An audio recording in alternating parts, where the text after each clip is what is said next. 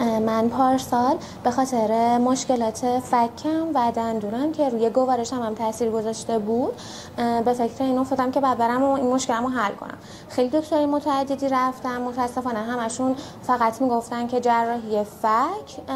ولی از طریق یکی از آشناهامون با خانم دکتر تاج‌میری‌یحیی آشنا شدم، اومدم پیششون و خانم دکتر تنها کسی بودن که به من گفتن من مشکل فک شما رو با ارتودنسی حل میکنم. از پارسال تا الان من روند خیلی فوق‌العاده‌ای رو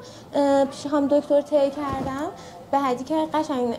توی هر لقمه‌ای که میخورم دعاشون میکنم، به خاطر اینکه خیلی مشکل داشتم و واقعا هم از نظر اخلاق، رسیدگی، تایم کاریشون که بهمون یه تایم خاصی میدن، توی اون بازه باید بیاین و همه چیز طبق نظم و اصول و من واقعا به شخصه از تجربه که منم پیششون راضی بودم و خیلی ازشون متشکرم.